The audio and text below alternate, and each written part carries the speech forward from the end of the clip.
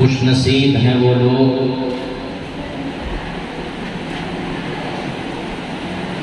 جو رات کو گانے اور تماشے میں نہیں گزارتے بلکہ نبی کی محفل میں بیٹھ کر نعت و منقبت تقریر سن کر گزارتے ہیں۔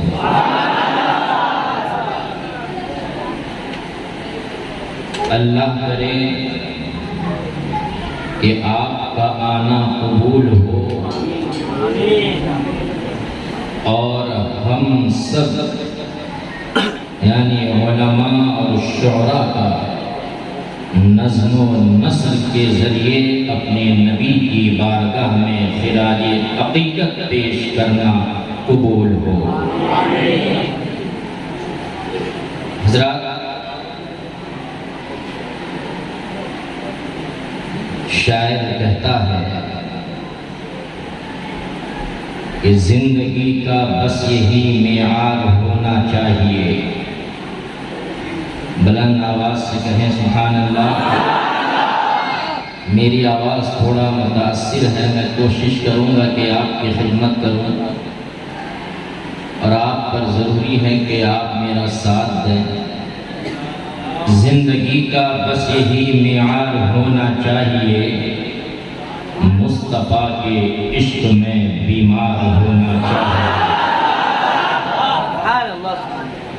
نور والے نور کو یوں بیچتے پھرتے نہیں، نور والے نور کو یوں بیچتے پھرتے نہیں، حسن یوسف کے لیے بازار ہونا چاہیے۔ کانپ جائے دیکھ کر تجھ کو عدالت آج بھی، کانپ جائے دیکھ کر تجھ کو عدالت آج بھی، حضرت فاروق سا کردار ہونا چاہیے، حضرت فاروق سا کردار ہونا چاہیے۔ حضرات، آئیے ہمارا اس نبی ہاشمی کی بارگاہ میں خراج عقیدت پیش کریں گے، جن کے اشارے سے ساری کائنات گردش کر رہی ہے۔ جب نگاہیں اٹھتی ہیں تو مادی طاقتوں کو پسینہ آنے لگتا ہے۔ بس یہیں تک نہیں، جس کی حکومت آسمان کی عرشی پر بھی ہے اور زمین کی فرشی پر بھی ہے، جس کی حکومت سمندر کی طغیانی پر بھی ہے اور دریا کی روانی پر بھی ہے، جس کی حکومت کہکشاں کے جمال پر بھی ہے، آبشاروں کے نغمے پر بھی ہے۔ بس یہی تک نہیں، رب قدیر نے قرآن مجید میں کئی القابات سے نوازا ہے۔ جب ان کا چہرہ اور زلفے مبارک کا تذکرہ کرنا چاہا تو قرآن پکار اٹھا، بسم اللہ الرحمن الرحیم،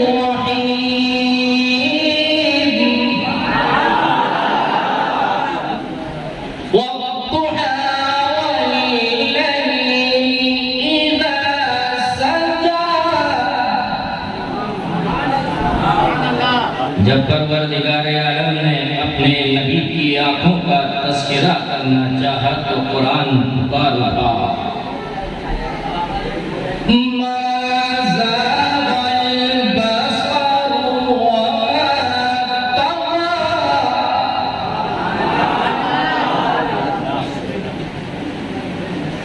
جب نبی پاک کی نوری چادر کا ذکر کرنا چاہا تو قرآن پکار اٹھا، یا ایھا المزمل قم اللیل الا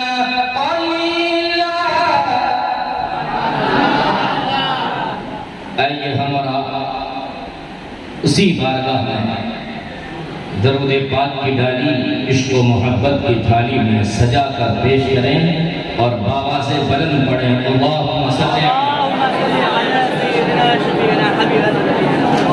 سیدنا نبینا محمد مبارک وسلم صلاة و سلاما علیکہ یا رسول اللہ صلی اللہ تعالی علیہ وسلم۔ حضرات، میں نے اس آیت کریمہ کی تلاوت کا شرف حاصل کیا ہے۔ رب قدیر ارشاد فرماتا ہے قل اے محبوب فرما دو جاء الحق، حق آ گیا، وزہق الباطل، اور باطل مٹ گیا، ان الباطل کان زہوقا، بے شک باطل کو مٹنا ہی تھا۔ میں نہیں کہتا بلکہ ہم سب کا پروردگار ارشاد فرماتا ہے بے شک باطل کو مٹنا ہی تھا۔ آج پوری دنیا میں ہر مذہب کا ماننے والا یہ چاہتا ہے کہ اسلام کو مٹا دیا جائے، تعلیمات قرآن کو ختم کر دیا جائے۔ کبھی چین کے لوگوں نے نبی پاک کی شان میں گستاخی کی، کبھی جاپان نے گستاخیاں کی، کبھی ڈینمارک میں نبی پاک کا کارٹون بنا کر ان کی شان میں گستاخیاں کی گئیں۔ لیکن یاد رکھو تم میرے نبی کی شان کو جتنا گھٹاؤ گے، پروردگار عالم نبی پاک کی شان کو اور بڑھائے گا۔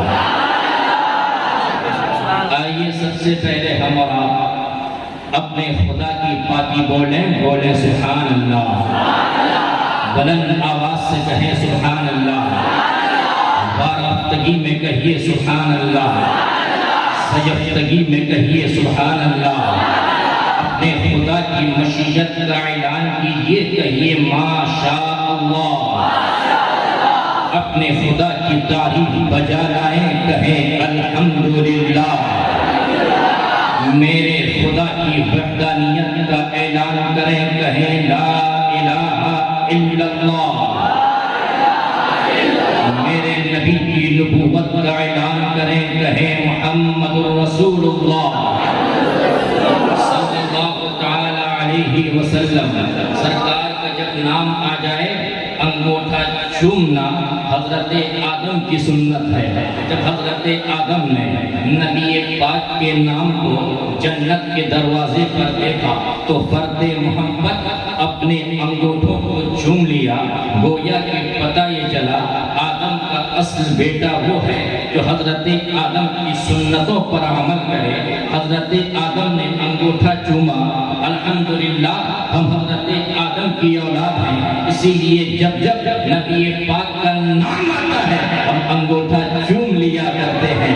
آئیے میں آپ کو بتاؤں، حدیث پاک کہتی ہے اللہ کے رسول ارشاد فرماتے ہیں، کہیں فرمایا وجبت لہو شفاعتی، اور کہیں فرمایا حلت لہو شفاعتی، یعنی جب میرے نبی کا نام آ جائے جو شخص انگوٹھا چوم لیتا ہے اس پر میرے نبی کی شفاعت حلال ہو جاتی ہے، شفاعت واجب ہو جاتی ہے۔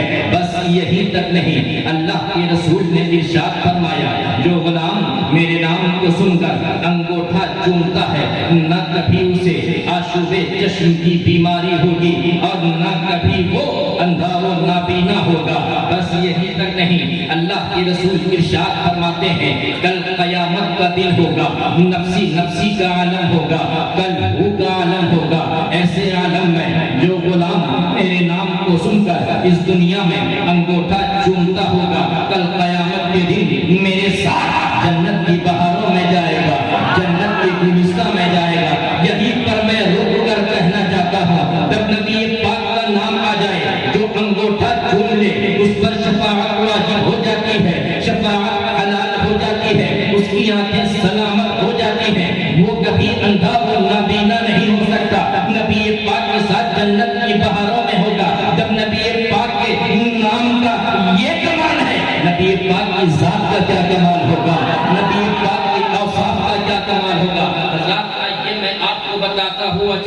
صرف ہندوستان نہیں، ہندوستان سے لے کر امریکہ تک، امریکہ سے لے کے برطانیہ تک، برطانیہ سے لے کر انگلینڈ سے آگے بڑھے جاپان تک، ساری دنیا یہ کہتی ہے میرے نبی کے نام کو مٹا دیا جائے، میرے نبی کے لائے ہوئے پیغامات کو ختم کر دیا جائے، لیکن یاد رکھیں جسے خدا رکھے اسے کوئی جج نہیں سکتا۔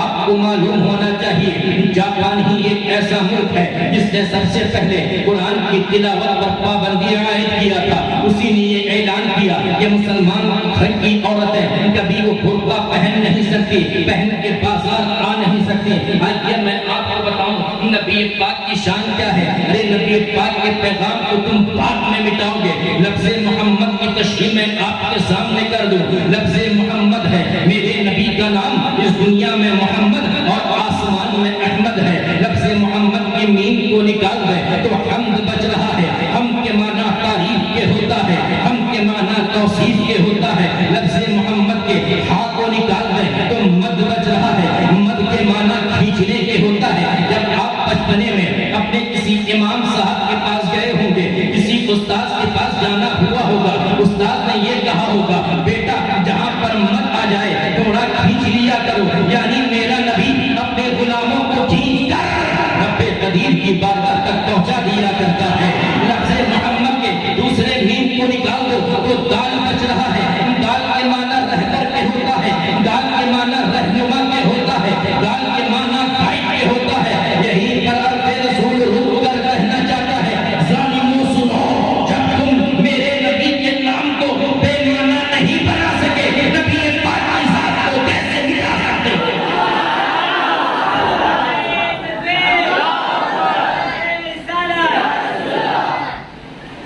صرف آج کی بات نہیں ہے، تاریخ یاد کرو۔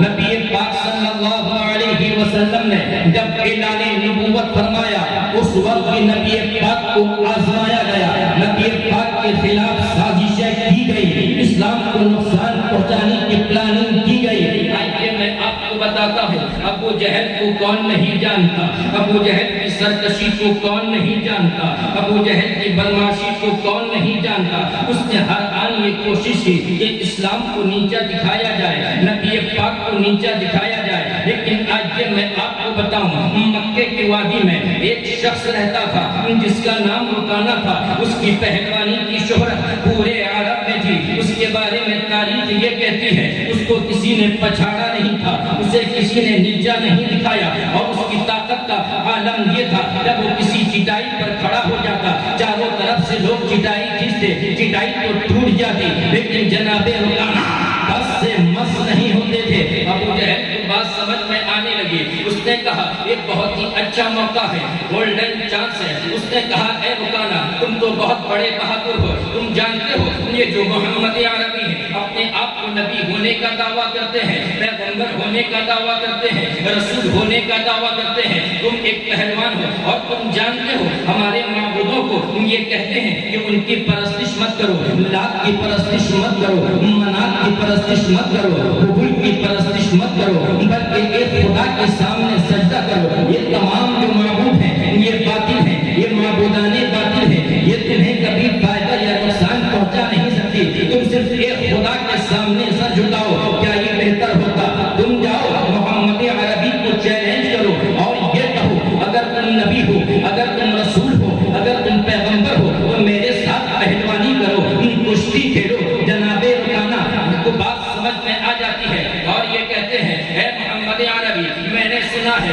تم رسول ہونے کا دعویٰ کرتے ہو، پیغمبر ہونے کا دعویٰ کرتے ہو، نبی ہونے کا دعویٰ کرتے ہو، اگر تم نبی ہو تو میرے ساتھ پہلوانی کرو، کشتی کھیلو، گتھم گتھا ہو کر کشتی کا مظاہرہ کرو تو میں تم کو نبی مان لوں گا۔ میرے نبی نے مسکرایا اور کہا رکانہ تم کیسی باتیں کرتے ہو، پہلوانی اور ہے، نبوت اور ہے، رسالت اور ہے، کشتی کھیلنا اور ہے، ان دونوں میں کوئی کنیکشن نہیں ہے، ریلیشن نہیں ہے، رابطہ تعلق نہیں ہے۔ جناب رکانہ بزید ہو جاتے ہیں اور یہ کہتے ہیں نہیں محمد عربی تم کو میرے ساتھ کشتی کھیلنی ہوگی، پہلوانی کرنا ہی ہوگا۔ نبی پاک نے ارشاد فرمایا رکانہ تم وعدہ کرو اگر میں تم کو پچھاڑ دوں گا کیا تم مجھے نبی مان لو گے؟ جناب رکانہ نے کہا ہاں میں نبی مان لوں گا، کفر کی زنجیر کو قدموں کی دھول کو آنکھوں کا سرما بنا دوں گا، کفر کی گردن کو مروڑ کر اسلام کے صاحبہ میں آ جاؤں گا۔ حضرات یہ آپ کو معلوم ہے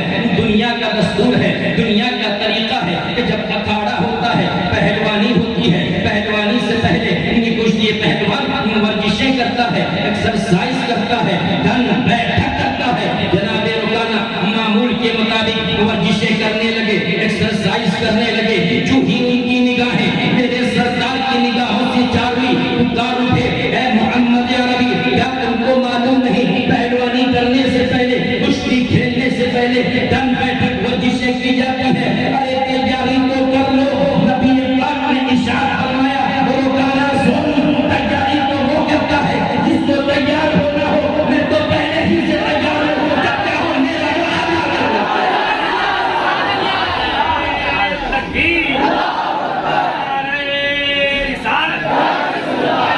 رسول کانفرنس انجمن فدایان آل رسول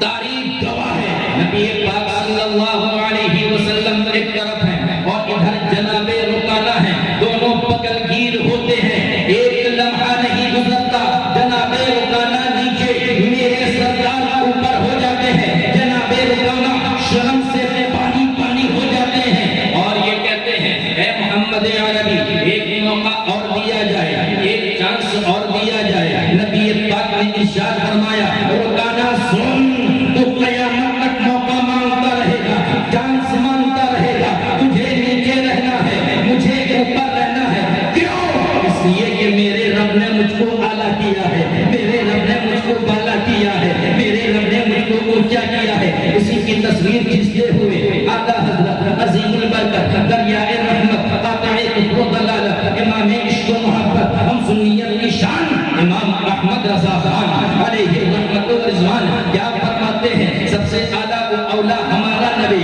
سب سے بالا و اعلیٰ ہمارا نبی، اپنے مولا کا پیارا، اپنے مولا کا پیارا، عالم کا دولہا، سارے اونچوں سے اونچا سمجھیے کسے ہے، ان اونچوں میں اونچا ہویا کہ بتایا چلا۔ جناب رکانہ نے دوسری مرتبہ موقع مانگا، میرے نبی نے دوسری مرتبہ موقع دیا، پھر کیا ہوتا ہے؟ جناب رکانہ نیچے، میرے سردار اوپر ہو جاتے ہیں۔ پھر تیسری مرتبہ اس نے موقع مانگا، نبی پاک نے موقع دیا، پھر جناب رکانہ نیچے، میرے سردار اوپر ہو جاتے ہیں، شرم سے پانی پانی ہو جاتے ہیں۔ حضرات میں آپ کو بتاؤں مکے والے نے یہ سوچا تھا نبی پاک کے پاس کوئی طاقت نہیں ہے، نبی پاک کے پاس کوئی قوت نہیں ہے، وہ تو سو میں وصال رکھا کرتے ہیں، سالہ سال روزہ رکھا کرتے ہیں، پیٹ میں پتھر باندھے رہتے ہیں، ان کے پاس طاقت و قوت کیسے ہو سکتی ہے؟ آج یہ میں آپ کو بتاؤں، حدیث پاک کہتی ہے ایک نبی کے اندر جنت کے 40 مردوں کی طاقت ہوتی ہے اور ایک جنتی مرد کے اندر دنیا کے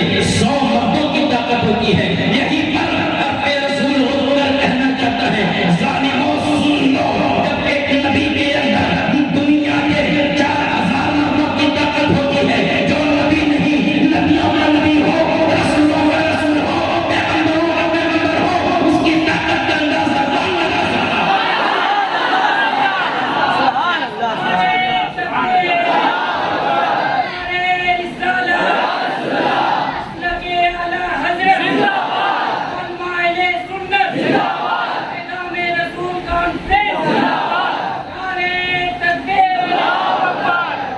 جب جب نبی کی شان میں توہین کرنے کی اور نیچا دکھانے کی کوشش کی گئی، تب تب پروردگار عالم نے نبی پاک کی شان کو اور بلند کیا ہے، اور اونچا کیا ہے، اور اعلیٰ کیا ہے، اور عرفہ کیا ہے۔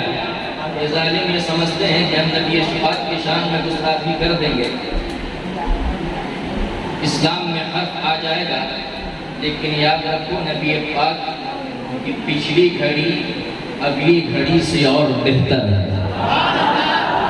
قیامت جتنا قریب آتا جائے گا نبی پاک کی شان اور بلند ہوتی رہے گی۔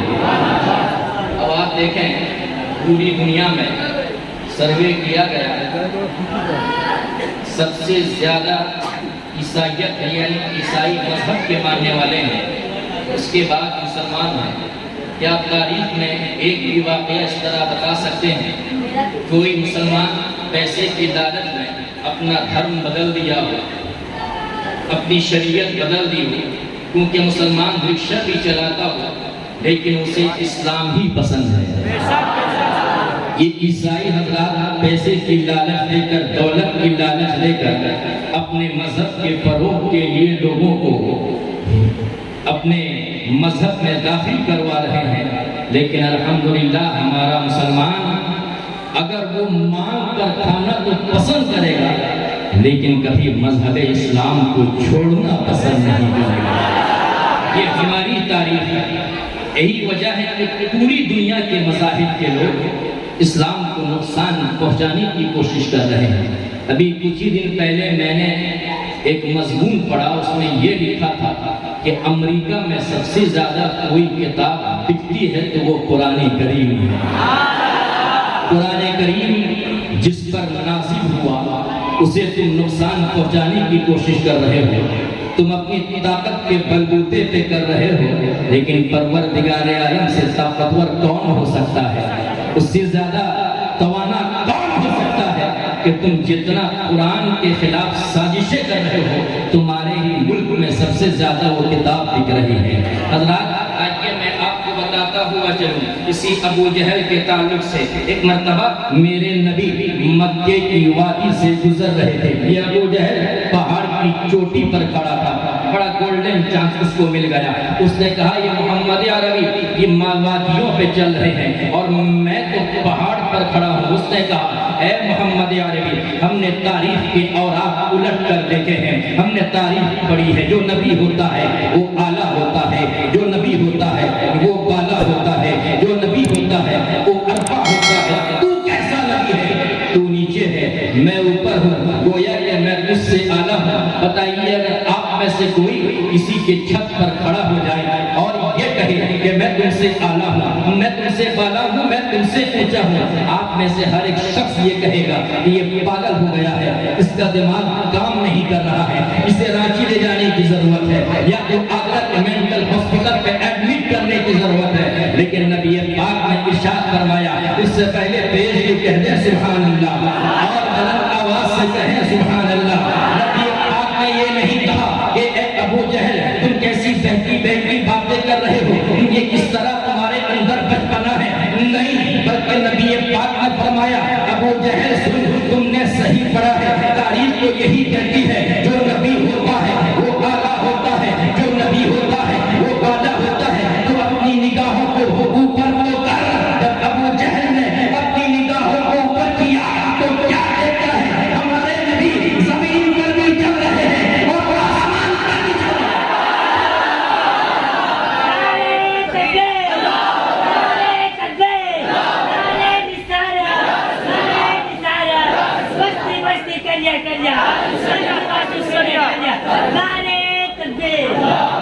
حضرات میری تقریر کا آخری موڑ سماعت فرمائیں۔ ایک آدمی آتا ہے اور نبی پاک سے کہتا ہے اے محمد عربی میں نے سنا ہے تم رسول۔ دیکھیں یہ اس زمانے کی بات ہے جب اسلام نیا آیا تھا، اس زمانے میں بھی اسلام کو آزمانے کی کوشش کی گئی، نبی پاک کو بھی آزمانے کی کوشش کی گئی، لیکن قسم خدا کی جس نے آزمایا وہ نیست و نابود ہو گیا، جس نے نبی پاک کو اپنایا وہ آج بھی آباد ہے۔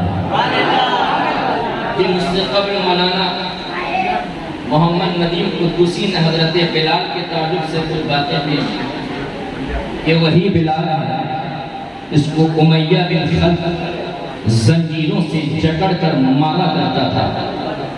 وہ جب تھک جاتا پھر وہ ابو جہل کو کہتا کہ اسے مار، پھر وہ تھک جاتا تو عتبہ کو کہتا تم بھی اسے مارو، پھر شیبہ کو کہتا تم بھی مارو، لیکن حضرت بلال نے ان کی زبان سے احد احد کی پکار بلند ہو رہی تھی، یعنی خدا ایک ہے، خدا ایک ہے۔ اس تعلق سے ایک روایت میرے ذہن پہ گردش کر رہا ہے۔ ایک مرتبہ حضرت حسان بن ثابت کا کہنا ہے کہ میں مکے کی وادیوں سے گزر رہا تھا، میں نے دیکھا ایک کالا رنگ کا شخص ہے جس کو عتبہ، شیبہ، امیہ بن لیکن جب اس کے قریب گیا تو اس کی زبان سے احد احد کی پکار بلند ہو رہی تھی۔ میں نے ان سے پوچھا یہ تو تم پر ظلم کر رہے ہیں لیکن تم احد احد پکار رہے ہو۔ جانتے ہو ہم مثال میں کیا کہتے ہیں؟ حضرت بلال نے کہا کہ آج بلال کا رب اسے آزما رہا ہے اور یہ دیکھ رہا ہے۔ مثال کے طور پر اگر آپ بازار میں مٹی کا برتن خریدنے کے لیے جائیں تو پہلے بجا کر دیکھتے ہیں کہ یہ مٹی کا برتن کچا تو نہیں ہے۔ حضرت بلال کہتے ہیں آج میرا رب مجھے خرید رہا ہے اور یہ دیکھ رہا ہے کہیں بلال کچا تو نہیں ہے۔ لیکن یہی بلال ہے جنہیں کفار و مشرکین نے ستایا۔ جب مکہ فتح کر لیا گیا ہر ایک کی خواہش تھی کہ نبی پاک ہمیں کہیں کہ ہم اذان دیں۔ ابو بکر کی خواہش تھی نبی پاک آج ہمیں حکم دیں کہ ہم آج اذان دیں۔ حضرت عمر کی خواہش تھی نبی پاک ہمیں کہیں کہ ہم اذان دیں۔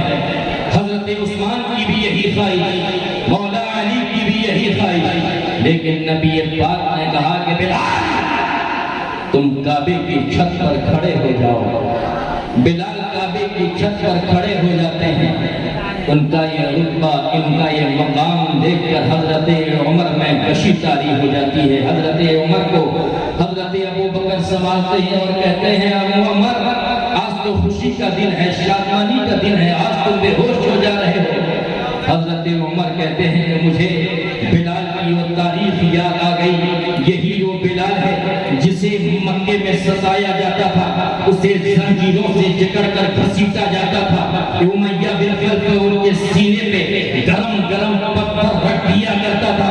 لیکن آج بلال کا نصیبہ دیکھو، ہم اور آپ خانے کعبہ کے ارد گرد کھڑے ہیں اور بلال کے قبروں کو خانے کعبہ دھوکہ دے رہا ہے۔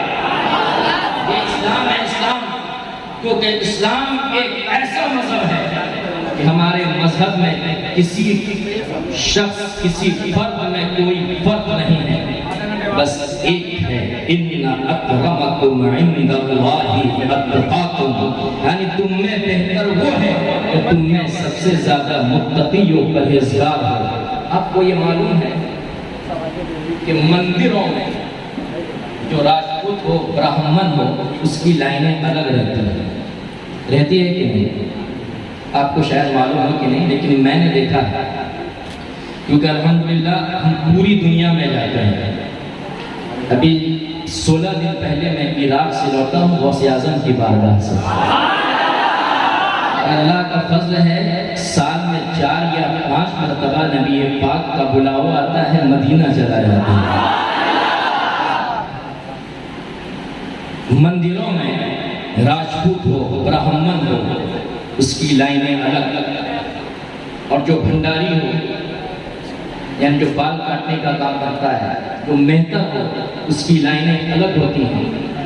اگر اس کا بدن کسی براہمن سے ٹچ ہو جائے، لگ جائے، یہ کہتے ہیں کہ بہت بڑا پاپ ہو گیا، ہمیں اسنان یعنی نہانا پڑے گا۔ یہ طریقہ ہے ہندوؤں میں، لیکن اسلام جیسے مذہب پر قربان جائیے، ہماری مسجد کے پہلی صف میں جہاں بادشاہ کھڑا ہو سکتا ہے وہیں پر ایک مزدور بھی کھڑا ہو سکتا ہے۔ یہ اسلام ہے، اسلام، کیونکہ ہم سب میں ایک ہی چیز ہے جس کی وجہ سے پوری کائنات میں یہ سب سے زیادہ مقدس اور مبارک مذہب مانا جاتا ہے، وہ صرف اور صرف عشق رسول ہے۔ آپ دیکھیں عراق کو کئی مرتبہ اجاڑا گیا، ہلاکو خان نے عراق کو اجاڑ دیا، تباہ کر دیا۔ تاریخ یہ کہتی ہے کہ دریائے دجلہ میں تمام کتابیں ڈال دی گئیں، دریائے دجلہ کا پانی کالا ہو گیا، لیکن ایک وقت وہ آیا کہ اسی کے خاندان میں ایک شخص مسلمان بھی ہوا، جس کے آباء و اجداد نے اسلام کو نقصان پہنچانے کی کوشش کی، پروردگار عالم نے اسی کے خانوادے سے اسلام کو پھر عزت بخش دیا۔ ابھی آپ دیکھیں کہ مکہ معظمہ اور مدینے میں حکومت کس کی ہے؟ وہابیوں کی حکومت ہے۔ ہے کہ نہیں؟ لیکن آپ وہاں کے نظام، وہاں کی نظافت، وہاں کی صفائی کو دیکھیں گے آپ کو تعجب ہوگا۔ میں کبھی کبھی اپنی تقریروں میں کہتا ہوں کہ نبی پاک کی روضے کی حفاظت پروردگار عالم ان کی دشمنوں سے کروا رہا ہے۔ یہ اسلام ہے، اسلام۔ آئیے میں آپ کو بتاؤں، نبی پاک صلی اللہ علیہ وسلم کی بارگاہ میں ایک اعرابی آتا ہے اور یہ کہتا ہے، کیونکہ ایک بات ایسی ہے جو ہم اس زمانے کے مسلمان سے بہتر ہے۔ نبی پاک نے ایک موقع پہ فرمایا تھا، اب پیشگی کہہ دیں سبحان اللہ۔ نبی پاک نے فرمایا کہ ایک زمانہ آئے گا میری امت تم سے بہتر ہوگی۔ تو صحابہ نے فرمایا وہ کیسے؟ نبی پاک نے فرمایا کہ تم وہ ہو جو معجزہ دیکھ کر اسلام قبول کیے ہو۔ حضرت ابو بکر نے نبی کا معجزہ دیکھا تو اسلام قبول کیا، حضرت عمر نے نبی کا معجزہ دیکھا تو اسلام قبول کیا، حضرت سلمان فارسی نے نبی پاک کا معجزہ دیکھا تو اسلام قبول کیا۔ لیکن ہم اور آپ نے نبی پاک کا کوئی معجزہ نہیں دیکھا، بلکہ بس یہ کہتے ہیں کہ کعبے میں مکے میں ایک شخص پیدا ہوا تھا، اس کا نام محمد تھا۔ ایک وقت وہ آیا، مدینے کی جانب ہجرت کیے۔ ہم خدا کو خدا اس لیے مانتے ہیں، نبی پاک نے فرمایا کہ خدا کی پرستش کرو۔ نبی پاک نے فرمایا تم سے بہتر ہوں گے کیونکہ تم معجزہ دیکھ کر ایمان قبول کیے ہو۔ وہ بن دیکھے تھے، نبی بھی مانتے ہیں اور مجھ پر اسلام قبول کرتے ہیں۔ یہ اسلام ہے۔ آپ دیکھیں ہمارے باپ کو، دادا کو، ہماری بیویوں کو، ہمارے بچوں کو کوئی گالی دے، تکلیف ہوتی ہے، لیکن وہ تکلیف نہیں ہوتی جب نبی پاک کی شان میں کوئی گستاخی کرتا ہے، کیونکہ ہمارے خون میں اللہ تعالیٰ نے وہ محبت بھر دیا ہے کہ نبی پاک کی شان میں کوئی ادنا بھی گستاخی کرے ہم تو مر سکتے ہیں، لیکن کبھی گستاخی کوئی کرے برداشت کر نہیں سکتے۔ یہ مسلمانوں کی خصوصیت ہے، کیونکہ آج مسلمانوں کے خلاف نبی پاک کی شان میں گستاخی کی جا رہی ہے۔ مسلمانوں تم ایک ہو جاؤ، آپسی تمام اختلافات کو ختم کرو۔ 2 دن کی زندگی ہے، کب ملک الموت تشریف لے آئیں اور آپ کی روح کو قبض کر لیں، اسی لیے مسلمانوں ابتدائی اور یکجہتی کے ساتھ زندگی گزارو۔ وہی 313 تھے جو ہزاروں پر بھاری تھے، آج تو ہم کروڑوں ہیں، اس کے باوجود ہمیں ستایا جا رہا ہے، کیونکہ کل کا مسلمان اگر کسی مسلمان کو ستاتے ہوئے دیکھتا وہ خاموش نہیں رہتا، لیکن آج کا معاملہ یہ ہے کہ کسی مسلمان بھائی کو اگر کوئی پیٹ رہا ہے تو سامنے والا یہ کہتا ہے کہ میں اس کے لیے کیوں لڑوں، میں اس کے لیے کیوں جھگڑا کروں، میں اگر اس کے لیے لڑتا ہوں تو وہ میرا مخالف ہو جائے گا۔ لیکن یاد رکھو مسلمان آپ کا بھائی ہے، یہ میں نہیں کہتا بلکہ قرآن کہتا ہے انما المؤمنون اخوہ، یعنی مومن آپس میں بھائی بھائی ہیں، خون کے رشتے سے زیادہ مومن کے درمیان کے رشتے کی اہمیت ہوتی ہے۔ اگر خون کا رشتہ ہوتا، آئیے میں آپ کو بتاؤں، حضرت نوح علیہ السلام 950 سال یعنی 950 سال انہوں نے دعوت دین دی، حق کا پیغام آمد کام کیا، جب ان کی قوم نے انہیں قبول نہیں کیا سوائے کچھ لوگوں کے، انہوں نے ہلاکت کی دعا کر دی۔ پروردگار عالم نے کہا اے میرے محبوب تم ایک کشتی بناؤ، اس کشتی پر جتنے لوگ سوار رہیں گے وہ بچ جائیں گے، میں طوفان بھیجوں گا۔ تاریخ یہ کہتی ہے، قرآن کریم کی یہ تفسیر بتاتی ہے، حضرت نوح کا بیٹا جس کا نام کنعان تھا وہ مسلمان نہیں بلکہ کافر تھا۔ حضرت نوح نے جب کہا اے پروردگار کیا میں کنعان کو بھی اپنی کشتی پہ سوار کر لوں، اللہ تعالیٰ نے ارشاد فرمایا انہو لیس من اہلک، یعنی اے نوح یہ تمہارے اہل میں سے نہیں ہے۔ گویا کہ پتہ یہ چلا خون کا رشتہ بھی ہو، اگر وہ مسلمان ہے تو وہ ہمارا بیٹا ہے، اگر وہ مسلمان ہے تو ہمارا بھائی ہے، اگر وہ مسلمان ہے ہماری بہن ہے، اگر وہ خون کا رشتہ ہو مسلمان نہیں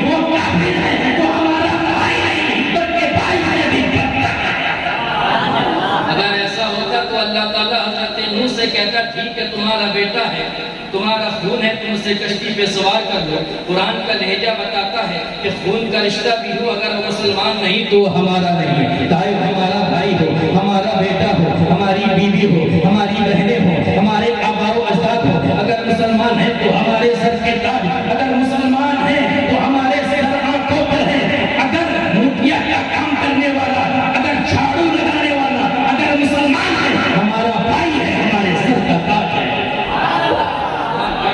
میں آپ کو بتاتا ہوا چلوں، نبی پاک ایک سمندر کے کنارے تشریف فرما ہے۔ ایک عربی نے کہا اگر تم نبی ہو، سمندر کے اس پار ایک پتھر ہے پہاڑ پہ، اگر تم اسے بلا لو گے تو میں تم کو نبی مان لوں گا۔ ذہن میں ایک سوال پیدا ہوتا ہے، یہ عربی تو یہ بھی کہہ سکتا تھا اس پہاڑ میں جتنے بھی پتھر ہیں ان پتھروں میں سے کسی ایک کو بھی بلا لوں تو میں تم کو نبی مان لوں گا۔ اس نے کیا کہا؟ کسی بھی پتھر نہیں، بلکہ میں جس پتھر کو کہوں اس پتھر کو بلا لو گے تو میں تم کو نبی مان لوں گا۔ وہ نکرہ استعمال نہیں کیا بلکہ معرفہ استعمال کیا، میں جس پتھر کا انتخاب کروں اس پتھر کو بلا لو گے تو میں تم کو نبی مان لوں گا۔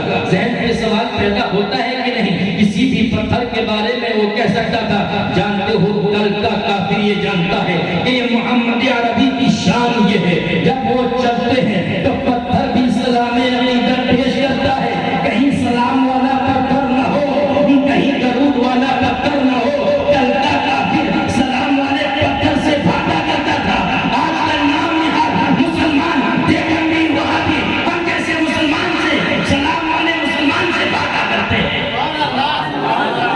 نبی پاک نے اشارہ کیا، وہ پتھر سمندر کی موجوں کو چیرتا ہوا، سمندر کے تلاطم سے گھرتا ہوا نبی پاک کی بارگاہ میں آتا ہے، سلام عقیدت پیش کرتا ہے، اور یہ عربی کہتا ہے میں ایمان نہیں لاؤں گا جب تک وہ پتھر اپنی جگہ پر نہ چلا جائے۔ نبی پاک نے اشارہ کیا، وہ پتھر جہاں سے آیا تھا وہیں پر چلا جاتا ہے۔ آج بھی ہم پتھر سے پوچھتے ہیں، اے پتھر یہ بتا، تیرے نبی پاک نے جب اشارہ کیا تیرے سامنے یہ سمندر تھا، سمندر کے تلاطم تھے، اگر میں پتھر کو پانی میں ڈالوں تو ڈوب جائے گا، اگر آپ پتھر کو پانی میں ڈالیں تو ڈوب جائے گا، ہمارے علماء اگر پتھر کو پانی میں ڈالیں تو ڈوب جائے گا، ہمارے شعراء اگر پتھر کو پانی میں ڈالیں تو ڈوب جائے گا، کیونکہ جس چیز کا وزن پانی کے اچھال سے زیادہ ہو وہ شاید تیرا نہیں کرتی بلکہ ڈوب جایا کرتی ہے۔ یہ ہمارے مشاہدات میں سے ہے۔ آج بھی ہم پتھر سے پوچھتے ہیں، اے پتھر یہ بتا کہ ڈوبا کیسے نہیں؟ تو پتھر جواب دے گا،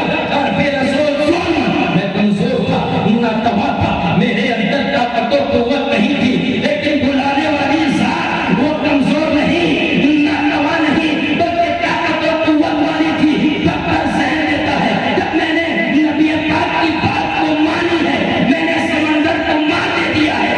مسلمانوں تم بھی نبی کے ہو جاؤ، پوری کائنات ایک ہو جائے، کبھی تمہارا کوئی بگاڑ نہیں سکتی۔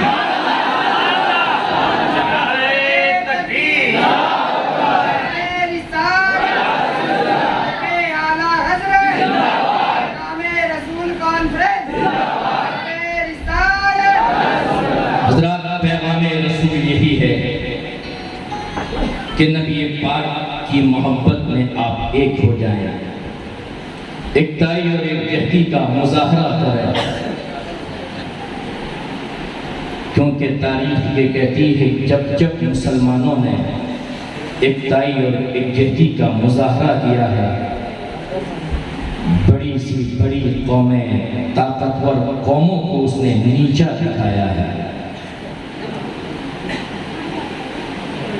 بغداد میں آج بھی ایک محل ہے جسے کسریٰ کا محل کہتے ہیں، جیسے آج امریکہ کو سپر پاور کہا جاتا ہے، سرکار کے زمانے میں کسریٰ کو سپر پاور کہا جاتا تھا۔ نبی پاک نے اس چیز کی بشارت دی تھی کہ ایک وقت وہ آئے گا کسریٰ بھی فتح ہوگا۔ حضرت عمر کے زمانے میں کسریٰ کو فتح کیا گیا تھا۔ ہم اس زمانے میں اتنی تعداد کے ساتھ نہیں تھے، اس کے باوجود پوری دنیا ہم سے کانپا کرتی تھی، ہم سے ڈرا کرتی تھی۔ آج ہم کروڑوں میں نہیں اربوں میں ہیں، اس کے باوجود ذلت و رسوائی کا سامنا ہمیں کرنا پڑتا ہے۔ مسلمانوں تاریخ کو پھر دہرانے کی ضرورت ہے، پھر انقلاب کی ضرورت ہے۔ اب کوئی سلطان صلاح الدین ایوبی آپ کے درمیان نہیں آئے گا، بلکہ آپ میں سے ہی کسی کو سلطان صلاح الدین ایوبی جیسا کردار پیش کرنا ہوگا، تب جا کر ان قوموں کو آپ جواب دے سکتے ہیں۔ اللہ تعالی ہمیں ایک جتی کے ساتھ زندگی گزارنے کی توفیق عطا فرمائے، اور میں نے جو کچھ کہا ہے اللہ کرے کہ وہ آپ کے دل پہ اتر جائے۔ اگر دل پہ یہ باتیں اتر گئیں، قسم خدا کی جلسہ کرنے والوں کا جلسہ بھی کامیاب ہو جائے گا۔ اللہ تعالی ہم سے نبی پاک کے مشن پر کام کرنے کی توفیق عطا فرمائے۔ وآخر دعوانا الحمدللہ رب العالمین۔ السلام علیکم ورحمۃ اللہ وبرکاتہ۔